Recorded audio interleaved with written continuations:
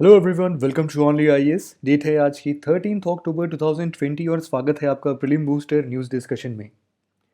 एक छोटी सी इन्फॉर्मेशन उन सब के लिए जिसको ये नहीं पता है कि 14 अक्टूबर से कॉम्प्रिहेंसिव सॉल्यूशन टू मेंस के साथ साथ कॉम्प्रिहेंसिव सॉल्यूशन टू प्रीलिम्स और एक कंप्लीट पैकेज आपके यूपीएससी प्रिपरेशन के लिए कॉम्प्रिहेंसिव सॉल्यूशन टू यूपीएससी के नाम से ये बैचेस स्टार्ट हो रहे हैं video.onlyias.in पे। तो आप एक बार ज़रूर से विजिट करें। सैम्पल लेक्चर्स जिनको देखने हैं वो देख लें। इसके अंदर एक कंप्लीट सॉल्यूशन है, वन स्टॉप सॉल्यूशन है, जिसके अंदर सभी प्रकार के प्रिपरेशन स्ट्रैटेजीज और आपके मटेरियल्स शेयर किए जाएंगे। Study materials, video lecture series, test series का एक छोटा सा पोर्शन, मेंस की टेस्ट सीरीज़, ये सभी चीज़ें इन कोर्सेज में इंक्लूड है। इसके अलावा इंटरव्यू से रिलेटेड जो भी गाइडेंस आपको ज़रूरत होगी ऑनलाइन ऑफलाइन, वो सब चीज़ें इसमें प्रोवाइड की जाएंगी। तो एक बार ज़रूर से विजिट करिएगा video.onlyias.in जिनको भी इसकी ज़रूरत है। हमारा आज का पहला आर्टिकल है ब्रह्म कमल। ब्रह्म कमल, जैसे कि नाम से पता चल रहा है कि इनका जो नाम है वो ब्रह्मा के जो द गॉड ब्रह्मा के नाम पे लिया गया है। ये ब्रह्म कमल अपने आप में बहुत स्पेशल है। क्यों? क्योंकि ये साल में केवल एक ही बार खिलता है और वो भी सूर्यास्त के टाइम पर। बहुत रेयर स्पेशीज़ हैं फूल के जो कि सूर्यास्त में खिलते हैं, सनसेट में खिलते हैं। तो ये उनमें से एक है और साथ ही साथ ये साल में एक ही बार खिलता है, इसीलिए ये अपने आप में बहुत स्पेशल हो जाता है। इसको हम कहाँ कहाँ पा सकते हैं? ये हिमालयाज़ में, जो हिमाचल प्रदेश का रीजन है या फिर उत्तराखंड का रीजन है, इंडिया के बाहर आप अगर जाते हो मंगोलिया में या फिर बर्मा में या फिर साउथ वेस्ट चाइना में, उन सब जगह पर आपको ये फूल मिल सकते हैं। उत्तराखंड का तो ये स्टेट फ्लावर भी है और इसीलिए इसको अभी स्पॉट किया गया है और ये न्यूज़ में इस कारण से आ गया। जैसा कि मैंने बताया कि जिन्होंने यूनिवर्स क्रिएट किया, the god Brahma according to Hindu mythology, उनके नाम पर ये ब्रह्म कमल है और बहुत सारे पूजा पाठ में इसका हम लोग इस्तेमाल करते हैं। स्पेसिफिकली जो ऐसे होली श्राइन्स हैं हिंदू कल्चर के अंदर, केदारनाथ, बद्रीनाथ, तुंगानाथ, इन सब जगहों पर इस फूल के साथ पूजा पाठ किया जाता है। इसका और भी यूज़ है, मतलब कि ये तिब्बत के अंदर में इसका मेडिसिनल वैल्यू काफ़ी ज़्यादा है। लोग वहाँ पर तो अपने जले कटे पर, मतलब कि अगर कुछ भी कट गया उनका हाथ पैर, कहीं से भी चाकू लग गया, ब्लेड लग गया, उन सब जगहों पर ये ब्रह्म कमल का वो रस या फिर उसकी पत्ती घिस लेते हैं। ये बोलते हैं कि उससे सही हो जाता है सब कुछ। अगला आर्टिकल हमारा हरिकेन डेल्टा से रिलेटेड है।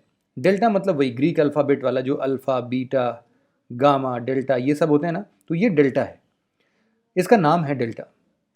इस बार 2020 में बहुत ज़्यादा तादाद में यूएसए के अंदर में ऐसे हरिकेन्स आ रहे हैं। यूजुअली जून से लेके नवंबर तक के मंथ में हरिकेन्स आते हैं इस रीजन में। एक तो ये कैरिबियन आइलैंड वाला रीजन है और ये गल्फ ऑफ मेक्सिको वाला रीजन है। यूजुअली आते हैं, बट इतने बड़े तादाद में और इतना डैमेज करने वाले हरिकेन्स नहीं आते हैं।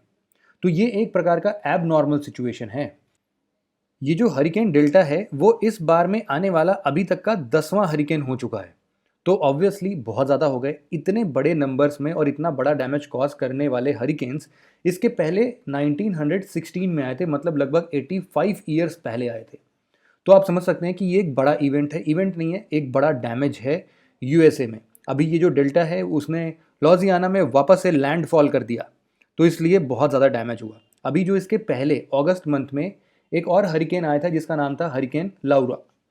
अभी इसके रिकवरी से लोग उभर नहीं पाए थे, तब तक ये भी आ गया। यहाँ पर जो ये नाम है इसका हरिकेन डेल्टा, ये जो डेल्टा नाम है, जैसा कि मैंने बताया कि ग्रीक अल्फ़ाबेट्स होते हैं ये सारे, अल्फ़ा, बीटा, गामा, डेल्टा। तो ये ऐसा पहला ग्रीक अल्फ़ाबेट के नाम वाला हरिकेन है जिसने इतना बड़ा डिवास्टेशन के साथ लैंडफॉल कर दिया है। हरिकेन्स की बात करें तो हरिकेन्स अपने हिसाब से प्लैनेट पर सबसे वायलेंट स्टॉर्म्स होते हैं, सबसे बड़े तूफान होते हैं, सबसे खतरनाक तूफान होते हैं। इनको और बहुत सारे नामों से जाना जाता है, जैसे कि बे ऑफ बंगाल और अरेबियन सी, मतलब कि हमारे यहाँ पर इसको साइक्लोन के नाम से जानते हैं। नॉर्थ पैसिफिक रीजन में इसको टाइफून के नाम से जानते हैं।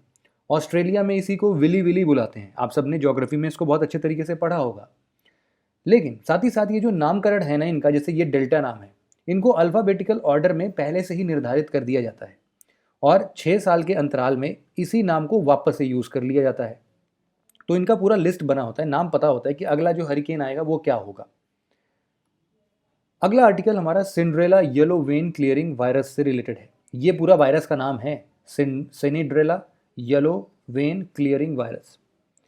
ये वायरस को अभी हाल फिलहाल में एक रिसर्च कंडक्ट किया गया था, एक स्टडी कंडक्ट किया गया था national centre for biological science NCBS Bengaluru के द्वारा, और इन्होंने इस वायरस के रिगार्डिंग एक नया स्टेप देखा है।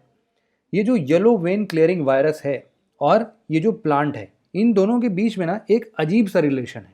वो रिलेशन क्या है मैं आपको अभी समझाता हूँ, बट उसके पहले आप ये समझिए कि ये जो वायरस है इसको सिंड्रेला नोडिफ्लोरा प्लांट है उससे आइसोलेट किया गया, उससे निकाला गया, इसीलिए इसका नाम में सिनेड्रेला नाम यूज़ कर दिया गया। और यहाँ पर जैसे आप देख रहे हैं ना कि जो पत्तियों की वेन्स हैं ये पीली पड़ जा रही हैं, इसीलिए इसका नाम सिनेड्रेला येलो वेन क्लियरिंग वायरस रख दिया गया।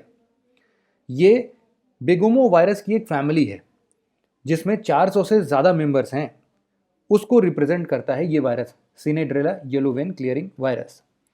इसका मैकेनिज्म बड़ा ही अजीब और आप सुनेंगे तो ताजुब करेंगे। कैसा? इसमें ना ये इतना चालाक वायरस है कि ये प्लांट की ही मैकेनिज्म को यूज़ करता है। क्या होता है कि प्लांट एक्चुअल में ये वायरस एक प्रोटीन निकालता है जिसका नाम है बीटा C1 नाम का ये जो प्रोटीन है प्लांट इसको टारगेट करता है। वो बोलता है प्लांट कि भाई इस वायरस को हमें ख़त्म करना है, और इसके लिए एक छोटे मात्रा में प्रोटीन प्लांट अपने आप से भी निकालता है जिसका नाम है यूबिक्विटिन। अब ये नाम वगैरह तो इतना इंपॉर्टेंट नहीं है, आप मैकेनिज्म पर ध्यान देना कि अब क्या होता है कि जब प्लांट इस प्रोटीन को मारने जाता है ना, तो इन टर्न यही प्रोटीन प्लांट के अंदर छोटे मोटे मॉडिफिकेशन कर देता है। अब सोचो क्या होता है, ये क्या करता है, एक छोटा सा प्रोटीन जिसका नाम है सुमो, उसको ऐड कर देता है बीटा C1 प्रोटीन में। अब इसी पूरे प्रोसेस को बोलते हैं सुमोआइलेशन। अब इससे क्या होता है कि beta C1 Sumo pathway machinery को हाईजैक कर लेता है, और हाईजैक करते ही पौधे को समझ में ही नहीं आता है कि हमने किया क्या, और सारी पत्तियों के वेन्स पीले पड़ जाते हैं। तो ये बहुत ही चालाक वायरस है जिसमें इसने अपने आप में कुछ नहीं करना है, प्लांट मशीनरी को ही यूज करके प्लांट को ही अफेक्ट करना है। अगला आर्टिकल हमारा वर्ल्ड माइग्रेटरी बर्ड डे से रिलेटेड है। हाल फिलहाल में 10 अक्टूबर 2020 को world migratory bird day celebrate किया गया। ये है क्या? बेसिकली नाम से और सब जगह हमने पढ़ा है कि कभी भी कोई दिन मनाया जाता है तो इसका मतलब है कि उस समय उनके कंजर्वेशन की बात हो रही होगी और अवेयरनेस बढ़ाने की बात हो रही होगी। तो यही हुआ है, इसका बेसिक मकसद ही यही है कि हम अवेयरनेस थोड़ा सा बढ़ाएंगे, कुछ कंपेनिंग करेंगे इनके लिए, और बताएंगे कि भाई ये जो माइग्रेटरी बर्ड्स होते हैं ना, इनके हैबिटाट को हमें प्रोटेक्ट करना चाहिए। कौन ऑर्गेनाइज करता है? 2-3 लोग मिलकर करते हैं। एक है conservation of migratory species of wild animal CMS, एक है AEWA African Eurasian migratory water bird agreement, और एक है EFTA environment for the Americas. इन तीनों ने मिलकर इस वर्ल्ड माइग्रेटरी बर्ड डे को ऑर्गेनाइज किया, सेलिब्रेट किया। ऑर्गेनाइज किया कब जाता है? वैसे तो साल में 2 बार ऑर्गेनाइज किया जाता है। जो भी मई और अक्टूबर मंथ का सेकेंड सैटरडे होता है उस दिन इसको सेलिब्रेट किया जाता है। इस बार का थीम जो है वो है बर्ड्स कनेक्ट आवर वर्ल्ड। चूंकि माइग्रेटरी बर्ड है, एक जगह से दूसरी जगह पर जाती हैं, तो ऑब्वियसली ये टैगलाइन बिल्कुल एग्जैक्टली बैठती है। बात करते हैं हम आईवा के बारे में, African Eurasian migratory water bird agreement. ये एक प्रकार का इंटर गवर्नमेंटल ट्रीटी है।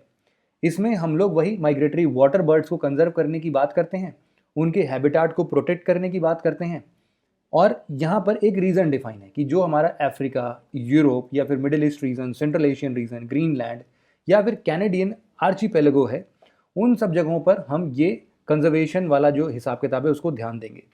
साथ ही साथ ये जो पूरा प्रोग्राम है ना, इसको convention on migratory species CMS के अंदर ही डेवलप किया गया था, और इसको यूनाइटेड नेशन इन्वायरमेंट प्रोग्राम ही एडमिनिस्टर करता है। चूंकि CMS को अपने आप UNEP ही एडमिनिस्टर करता है, तो ऑब्वियस सी बात है AEWA को भी UNEP ही एडमिनिस्टर करेगा।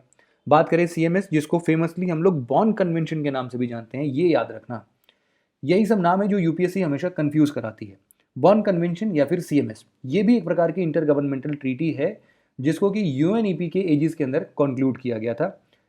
इसको 1979 में बॉन जर्मनी के अंदर साइन किया गया, इसीलिए इसका नाम बॉन कन्वेंशन पड़ गया, और 1983 में ये अपने फुल फ्लेजेड फॉर्म में फोर्स में आ गया।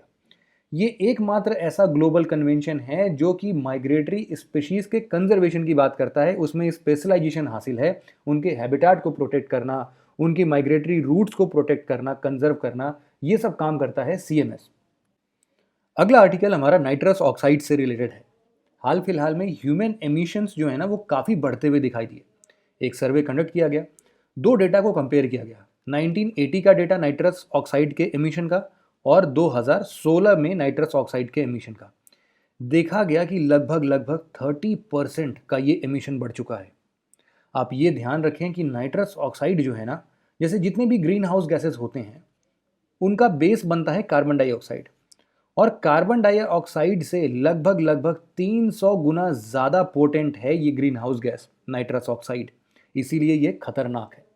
नाइट्रस ऑक्साइड अपने आप में डेंजरस गैस है जो कि ह्यूमन एग्जिस्टेंस को भी खत्म करने की ताकत रखता है। ये थर्ड हाईएस्ट कंसंट्रेशन हमारे एटमॉस्फेयर में पाता है जितने भी green house gases global warming के लिए रिस्पॉन्सिबल हैं उनमें। तो पहले दूसरे नंबर पर कौन है? पहले नंबर पर CO2 है, दूसरे नंबर पर मीथेन है, और उसके बाद आता है नाइट्रस ऑक्साइड।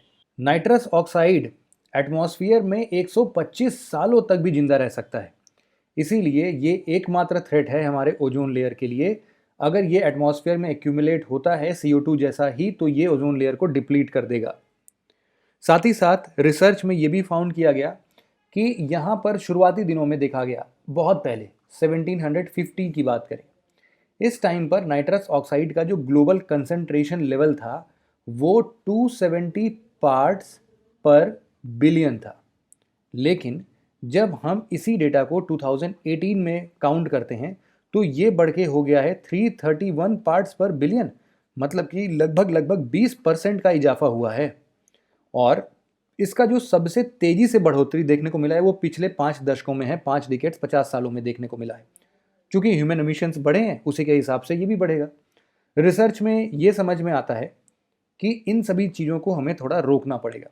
इसको पूरा कंडक्ट किया जाता है, इंटरनेशनल कोलैबोरेशन है INI का, मतलब कि इंटरनेशनल नाइट्रोजन इनिशिएटिव, और फ्यूचर अर्थ का एक प्रोजेक्ट है ग्लोबल कार्बन प्रोजेक्ट, और साथ ही साथ ग्लोबल कार्बन प्रोजेक्ट जो है वो वर्ल्ड क्लाइमेट रिसर्च प्रोग्राम का पार्टनर भी रहा है। तो इन दोनों ने मिलकर इस रिसर्च को कंडक्ट किया था। अगला आर्टिकल हमारा स्काल इंटरनेशनल एशिया एरिया से रिलेटेड है, सिया। साकाल नहीं है, स्काल नाम है। तो क्या हुआ कि ये सिया कांग्रेस हर बार अलग अलग देशों में ऑर्गेनाइज किया जाता है। तो इस बार 50th एनुअल सिया कांग्रेस 2021 में जो कंडक्ट हो रहा था उसका बिडिंग होता है। उस बिड को, मतलब होस्ट कौन करेगा, इसका बिडिंग होता है। तो इसके लिए जम्मू एंड कश्मीर UT जो है वो उसने इस बिड को जीत लिया है। बात करते हैं सिया की, तो ये 1934 में फाउंड किया गया था।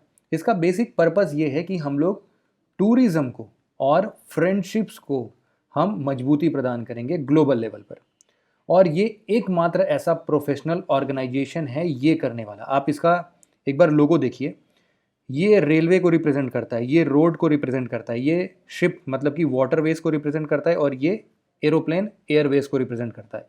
मतलब हर तरीके से हम लोग प्रोफेशनल टूरिज्म को ग्लोबल लेवल पर बढ़ाने की बात करते हैं, और इसमें साथ ही साथ हम लोग बिजनेस और फ्रेंडशिप रिलेशन भी स्ट्रॉन्ग कर लेंगे। मेंबर नेशंस की बात करें तो जितने भी टूरिज्म सेक्टर के एग्जीक्यूटिव्स और डायरेक्टर्स होते हैं वो ही इस कॉमन इंटरेस्ट में कि हमें बिजनेस को प्रमोट करना है और फ्रेंडशिप बढ़ाना है, वो इन सभी चीज़ों को एड्रेस करते हैं।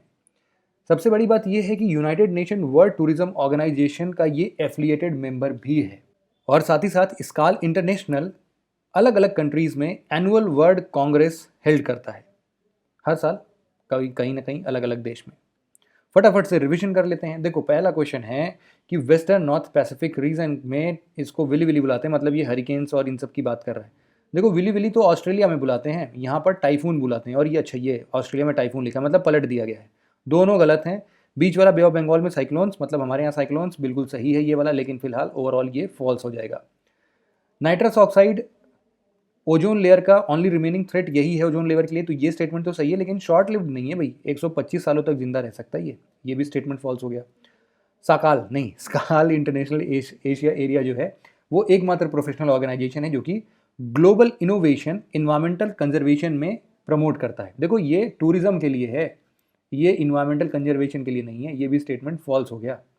वर्ल्ड माइग्रेटरी बर्ड डे, इस बार का theme birds connect our world, बिल्कुल सही स्टेटमेंट है, ट्रू है। बॉन कन्वेंशन जो है वो कंजर्वेशन ऑफ माइग्रेटरी स्पीशीज में स्पेशलाइज है, एक प्रकार का इंटर गवर्नमेंटल ट्रीटी है जिसको यूएनईपी के एजिस में कंक्लूड किया गया था, बिल्कुल सही स्टेटमेंट है सबके सब।